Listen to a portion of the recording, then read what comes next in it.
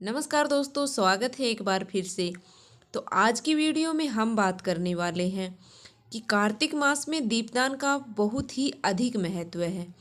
तो आंवला नवमी पर हम आंवला के जो दीपदान किए जाते हैं उसी के बारे में आज की वीडियो में बात करने वाले हैं। आंवला दीपदान से हमें सोने के दान जितना फल मिलता है। तो ये दीपदान कहाँ कहाँ करने हैं, कैसे करने हैं, ये सब आज की इस वीडियो में हम आपको बताने वाले हैं। तो आप वीडियो में अंत तक ज़रूर बने रहना, क्योंकि आधा अधूरा ज्ञान है वो बिल्कुल भी सही नहीं होता है। तो कैसे है ये दीपदान, आंवला जो दीपदान है वो करना है, हम आपको बताते हैं। आप कार्तिक महीने में आंवले का दीपदान है वो ज़रूर करें। आंवले का दीपदान करने के लिए हमें बहुत ज़्यादा चीज़ों की ज़रूरत नहीं होती है, बस हमें आंवला चाहिए।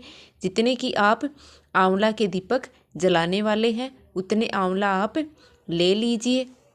आप हरे जो आंवला होते हैं वो ही आप इसमें ले सकते हैं, और इसमें जो बाती होती हैं वो गोल बाती आप बना लें और उनको घी में डुबोकर, और जो या फिर घी नहीं है तो आप इसको तिल के तेल में भी डुबोकर आप आंवले के अंदर जो गुठली होती है इसकी वो निकाल लें, और जैसे दीपक का आकार होता है वो आकार आप आंवले को दे सकते हैं। जो गुठली निकल जाती है तो फिर उसके अंदर दिया वो बाती रखने की जगह हो जाती है। तो आप वैसा ही आंवले को बना लें, आंवले को एकदम से दीपक का आकार दे दें। उसके बाद हमें दीपक की पूजा करने के लिए पूजन सामग्री लेनी है। पूजन सामग्री में हमें एक लोटा जल लेना है, और सफ़ेद रंग के जो तिल होते हैं वो लेने हैं, और कुमकुम रोली जिसको बोलते हैं वो लेनी है, जिससे हमें आंवले का जो दिया बनाया है उस पे तिलक लगाना है। और तिल है वो दिए के अंदर हमें डालने हैं, ऐसे अकेला नहीं जलाना है। तो अंदर दिए के हमें सफ़ेद वाले तिल हैं वो डालने हैं।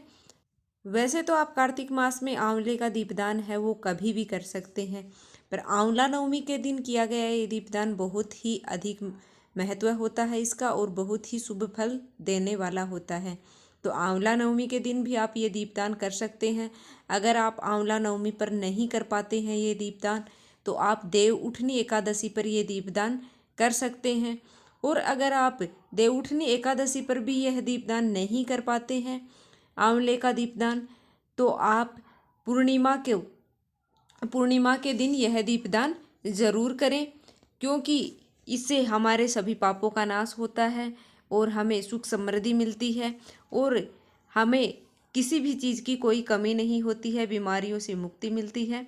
तो हमें यह दीपदान ज़रूर से करना चाहिए। दीपदान हमेशा अंधेरे में किया जाता है, तो आप दीपदान सूर्य अस्त के बाद में करें। अगर आप सूर्यास्त के बाद में दीपदान नहीं कर सकते हैं, तो दिन में दीपदान करना चाहते हैं, तो आपको सूर्य उदय से पहले दीपदान करने हैं, क्योंकि अंधेरे में रोशनी के साथ किया गया जो दीपदान है रोशनी के साथ में ही ये अधिक फल देने वाला होता है। तो दीपदान हमेशा ही अंधेरे में सूर्यास्त के बाद ही करना चाहिए। तो चलिए अब हम जान लेते हैं कि ये दीपक हमें कहाँ कहाँ जलाने चाहिए।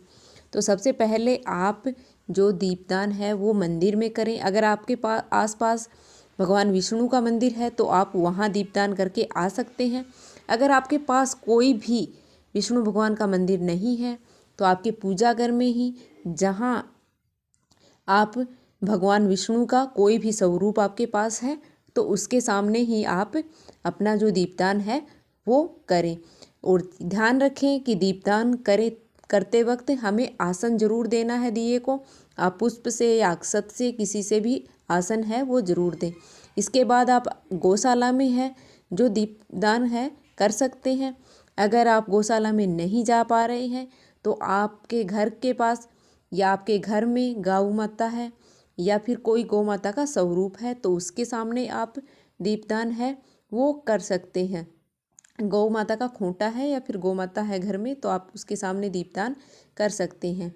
तीसरा जो दीपदान है वो आप अपने घर में जो तुलसी का क्यारा है उसमें कर सकते हैं। तो वहाँ पे भी आपको ध्यान रखना है कि दिया आपको नीचे नहीं रखना है, आपको आसन देकर ही दिया रखना है और तुलसी माता को नमस्कार करके वहाँ भी दीपदान है वो कर सकते हैं। अगर आप कार्तिक स्नान कर रहे हैं तो आप चौथा जो दीपदान है वो पथवारी आपने बनाई है तो आप पथवारी में कर सकते हैं। और अगर आप कार्तिक स्नान नहीं कर रहे हैं, ऐसे ही आप दीपदान कर रहे हैं, तो जो चौथा दीपदान है वो आप अपने घर की रसोई में कर सकते हैं, जहाँ पे माता अन्नपूर्णा का निवास होता है। वहाँ पर आप चौथा जो दीपदान है वो कर सकते हैं। इसके बाद जो पांचवा दीपदान है वो आपको आंवले के वृक्ष के नीचे करना है। अगर आपके पास आंवले का वृक्ष है आसपास तो आप आंवले के वृक्ष में दीपदान करें। अगर आपके पास आसपास आंवले का वृक्ष नहीं है तो आप पीपल के नीचे भी ये दीपदान है वो कर सकते हैं। और पांचों दीपक हैं वो इस तरह आप कर सकते हैं। और अगर आप चाहें तो शिवालय में भी आप दीपदान कर सकते हैं, समी पत्र के नीचे दीपदान कर सकते हैं, केले के पेड़ के नीचे भी आप दीपदान है वो कर सकते हैं। तो इस तरह आप जितने चाहें उतने दीपदान है वो आप कर सकते हैं। अगर आप अधिक दीपदान करना चाहते हैं तो आप एक जगह पर 2-2 दिए भी लगा सकते हैं, ऐसे भी आप दीपदान है वो कर सकते हैं।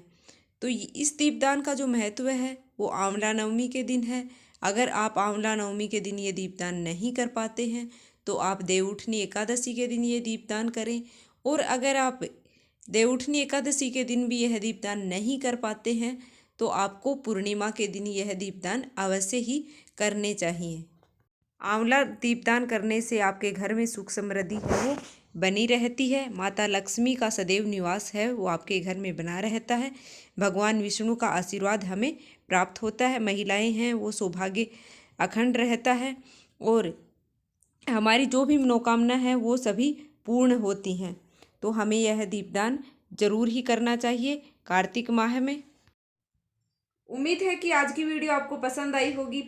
वीडियो पसंद आई है तो वीडियो को लाइक करके, चैनल पर नए हैं तो प्लीज़ चैनल को सब्सक्राइब ज़रूर कर लेना। मिलेंगे आपसे फिर से एक और इन्फॉर्मेशन वाली वीडियो के साथ। तब तक के लिए धन्यवाद।